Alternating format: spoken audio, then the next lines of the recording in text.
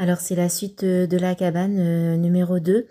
Et donc le père a sauvé ses deux enfants aînés, mais la petite dernière a disparu, donc ils la cherchent partout et ils finissent par apprendre que elle est morte et il y a apparemment un gangster qui l'a trucidée. Et puis donc il n'arrive pas à s'en remettre. Alors c'est vrai qu'on le voit aussi à un moment donné, euh, parce qu'il y a plein... Ça, cette histoire-là, on l'a à un autre moment. Et entre les deux, on le voit en train de balayer la neige où il raconte à sa femme que... Enfin, on ne sait pas à qui il parle d'ailleurs, mais qu'il va juste nettoyer la neige. Et donc, il nettoie la neige. Il y a effectivement énormément de neige.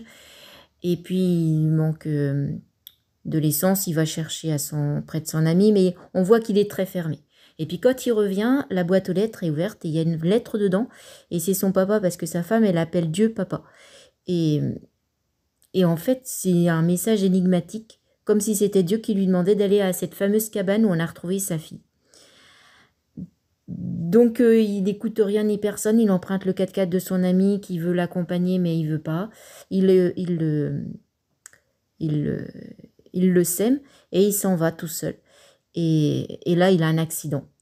Et en réalité, on peut imaginer que c'est parce qu'il se retrouve, il est mort et qu'il se retrouve, ou il fait une, une expérience imminente de la mort. Et, et là, il se retrouve à la fameuse cabane complètement gelée dans la neige. Et il a tellement peur qu'il se fâche contre Dieu parce qu'il n'y a personne qui est là.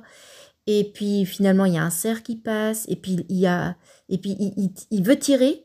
Et puis il y a un homme qui passe. Et puis qui se retourne et qui lui dit « Fais pas chaud ». Et puis il y va.